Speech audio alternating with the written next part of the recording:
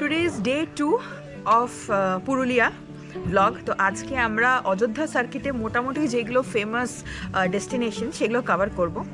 তো ফার্স্টে আমরা কভার করব হচ্ছে এদিক থেকে যাব। ফার্স্টে আমরা খয়রাবেড়া ড্যাম দেখব। হ্যাঁ, আমাদের একটা ম্যাপ দিয়ে দিয়েছে। না, মোস্টলি আমরা দেখি কোনটা দেখব, খয়রাবেড়া ড্যাম নাও দেখতে পারি। হ্যাঁ, আমাদের একটা ম্যাপ দিয়ে দিয়েছে, আমাদের কল্যাণ ফরেস্ট রিসর্ট মার্ক করে নিয়েছে 1 2 3 4 করে। খুব সুন্দর ম্যাপটা, যদি মানে পারা যায় তাহলে ভিডিওটাতে আমি অ্যাটাচ করে দেবো, ছবিটা তুলে। খুব ইউজফুল, মানে অযোধ্যা সার্কিটে মোস্টলি যেগুলো ইম্পর্টেন্ট আছে সবগুলোই ওখানে দেওয়া আছে। তো চলো এক এক করে সবই দেখবো, তোমাদেরকেও দেখাবো। বাট প্রচণ্ড ক্রাউড, আর ক্রাউডটা হচ্ছে মানে একটু সাবধান থাকতে হবে, মানে টাকা পয়সা ফোন এগুলোতে সাবধান থাকতে হবে। তো 31st যারা আসছো মানে বি কেয়ারফুল, মানে যখনই আসো, যে কোনো বছরই আসো, একটু কেয়ারফুল থাকতে হবে। তাহলে চলো বেশি কথা না বলে শুরু করা যাক আজকের পুরুলিয়া ডে 2 ট্রিপ।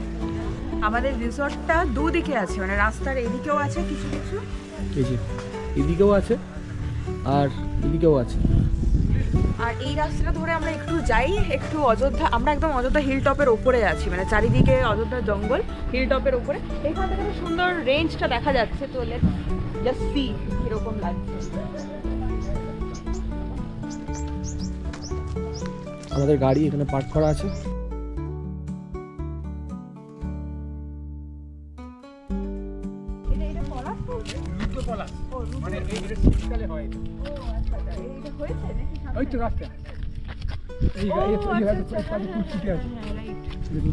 আর এই যে আমাদের আরো দুজন বন্ধু চলে এসছে।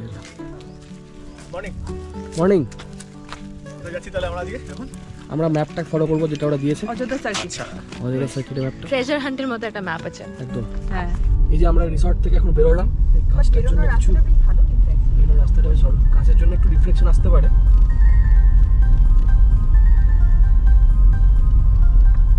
আমরা এখন যাচ্ছি কোথায় জানি?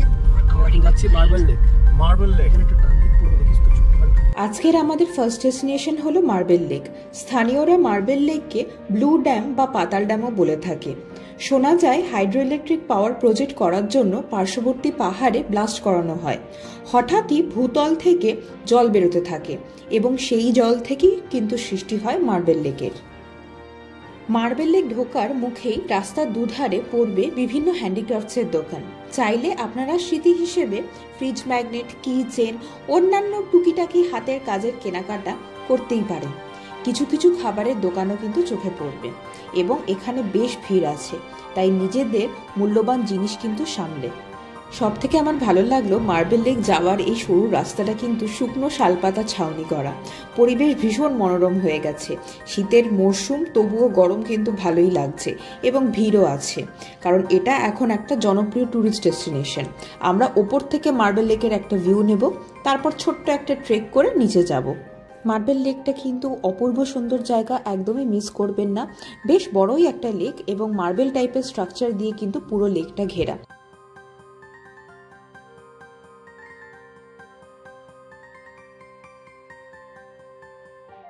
মার্বেল লেকে বেশ কিছুক্ষণ সময় কাটিয়ে ফটো তুলে আমরা কিন্তু চলে যাব আমাদের নেক্সট ডেস্টিনেশন। তবে নেক্সট ডেস্টিনেশনের মাঝে পড়বে বামনি আর তুর্গা ওয়াটারফল। সেগুলোকে আমরা স্কিপ করে দিয়ে সোজা চলে যাব আমরা তুর্গা ড্যামে। তো সামনেই যেটা দেখতে পাচ্ছ তোমরা, সেটা হচ্ছে তুর্গা ড্যাম এবং অতুলনীয় পরিবেশ, পাহাড়ে ঘেরা একটা ড্যাম এবং অসম্ভব সুন্দর। Definitely must visit. আর এটাই হচ্ছে আমাদের আজকের ট্যুরের সেকেন্ড ডেস্টিনেশন। তুর্গা ওয়াটারফলের জল তুর্গা ড্যামে এসে একটা লেক তৈরি করে। লেকের চারিপাশে চাপরাং ডুংরি পাহাড় আর ঘন জঙ্গল। অপূর্ব এই সৌন্দর্য কতটা ক্যামেরাবন্দি করতে পেরেছি জানি না, তবে স্বচক্ষে দেখার অনুভূতিটা ভাষায় প্রকাশ সত্যি করা যাবে না। এখানে অবশ্যই কিন্তু আসতে হবে। আজকে আমাদের তৃতীয় ডেস্টিনেশন বাঘমুন্ডি ব্লকের চালিতা গ্রাম। পুরুলিয়ার বিখ্যাত ছৌ নৃত্যের মুখোশ এখানেই তৈরি হয়, তাই গ্রামের নাম পড়েছে মুখোশ গ্রাম। 2010 সালে ছৌ ইউনেস্কোর ইনট্যাঞ্জিবল কালচারাল হেরিটেজ অফ হিউম্যানিটিতে নিবন্ধিত এবং জিআই ট্যাগ প্রাপ্ত। মুখোশ গ্রামের কয়েকশো পরিবার এই মুখোশ তৈরির কাজে নিযুক্ত। বহু জেনারেশন ধরে বড় থেকে ছোট, মহিলা পুরুষ নির্বিশেষে এই কলার প্রদর্শনী করে চলেছেন। এই মুখোশ তৈরি হয় কাগজ দিয়ে। 8 থেকে 10টা লেয়ার আঠায় ভিজিয়ে একের ওপর এক পেস্ট করা হয়। তারপর মাটি লেপে রোদে শুকানো হয় এবং শুকানোর পর এটাকে রং করা হয়।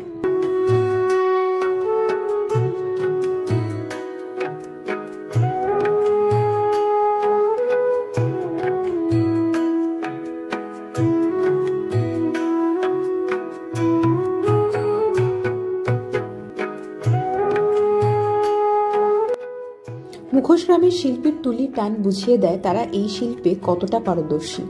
সে এক রঙিন রাস্তা, দুধারে বিভিন্ন মুখোশ, যা আপনারা চাইলেই শোভা পাবে আপনাদের ঘরের দেওয়ালে। বহু বছরের ইতিহাসের কথা বলে এই মুখোশ গ্রামের প্রত্যেকটা বাড়ির দেওয়াল। আমাদের সামনে রয়েছে অনবদ্য সৌন্দর্য, কিন্তু শিল্পী তার সঠিক পারিশ্রমিক পায় কিনা তা নিয়ে যথেষ্ট সন্দেহ আছে। যাই হোক, সেসব কথা বাদ দিলাম। আমাদের সামনে যা দেখলাম তা চিরকাল মনে থাকবে। সত্যি সে অপূর্ব এক দৃশ্য, আর এখান থেকে মুখোশ কিনে নিয়ে যাব না তা কিন্তু হতেই পারে না। তাই আমরাও এখান থেকে কয়েকটা মুখোশ নিয়ে গেছি আমাদের বাড়ির জন্য।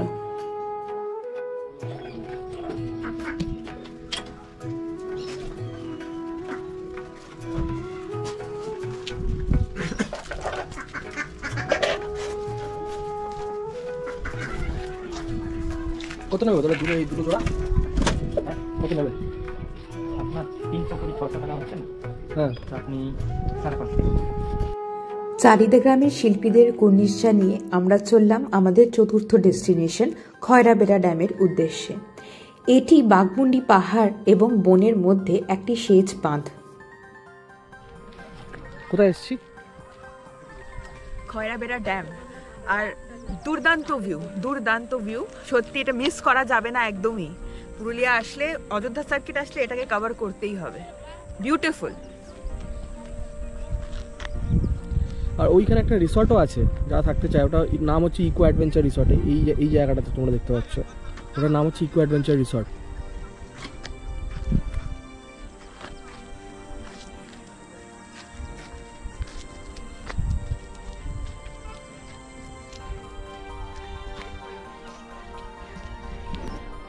খুব সুন্দর লাগছে এখানে, দারুণ জাস্ট। এই জায়গাটা সত্যি মিস না করার মতনই। আজকে ডে 2 ট্রিপে কিন্তু আমরা upper dam lower dam cover করিনি, কারণ কল্যাণ ফরেস্ট রিসর্ট আসার রাস্তাতেই আমরা সেটা প্রথম দিনই দেখে নিয়েছি। তো নেক্সট আমরা যেখানে যাচ্ছি সেটা হচ্ছে দ্য ফেমাস মুরুগুমা ড্যাম। তো মুরুগুমা ড্যাম পুরুলিয়া শহর থেকে প্রায় 55 কিলোমিটার দূরে বাঁধটি কংসাবতী নদীর উপনদীতে অবস্থিত। তো ভীষণ ভালো একটা পিকনিক স্পট। আর দেখতেই পাচ্ছ, আমরা এক্সপেক্টই করিনি যে এত বড় হবে জায়গাটা। মানে খয়রাবেড়া ড্যামের থেকেও আমাদের যেন বড় মনে হলো। আর এটা একটা সানসেট দেখার জন্য প্রকৃষ্ট জায়গা। পরন্ত বিকেলে আকাশে রঙের আঁকিবুকি, নীল ক্যানভাসে বালুকা রাশির মতো ছড়িয়ে ছিটিয়ে লাল, গেরুয়া, কমলা, হলুদ, সাদা। সীমান্ত রেখায় শুধু সবুজ, গাঢ় থেকে যেন আরও সবুজ। বিদ্যুৎ স্ফুলিঙ্গে জানান দিচ্ছে কাঁচের চেয়েও স্বচ্ছ জল। অযোধ্যায় নিশ্চুপে প্রকৃতিকে নিয়ে যেন শীত ঘুমে মুরুগুমা। সকালে একরকম, সন্ধে আরেক রকম। এখানে প্রকৃতি বহুরূপী, রূপ বদলায় ক্ষণে ক্ষণে। শাল, সেগুন ও মহুয়ার ঘন জঙ্গলে এ এক অবিশ্বাস্য আবিষ্কার। মুরুগুমা সুইসাইড পয়েন্ট একদম মিস করবেন না। দেখে নিন কি অপূর্ব লাগছে। আজকের ট্যুরটা যেন মুরুগুমা ড্যাম সার্থক করে দিল। কি অপূর্ব দৃশ্য চোখের সামনে। গুগল ম্যাপের দৌলতে গা ছমছমে রাস্তা ধরলাম রিসর্ট ফেরার জন্য। নিশ্চিদ্র অন্ধকারে মোড়া ঘন জঙ্গল, রাস্তার একদিকে কিন্তু খাদ। গাড়ির হেডলাইটই ভরসা মাত্র। কাল ফিরবো বাড়ি, তবে পুরুলিয়া দিল অনেক সুখস্মৃতি। আবার ফিরবো এই লাল মাটির দেশে, কথা দিলাম। আমার ব্লগটা যদি আজ ভালো লেগে থাকে, কি করতে হবে সেটা আপনাদের জানা। তবে দেখা হচ্ছে অন্য একটা ব্লগে। সবাই ভালো থাকবেন আর সকলকে ভালো রাখবেন।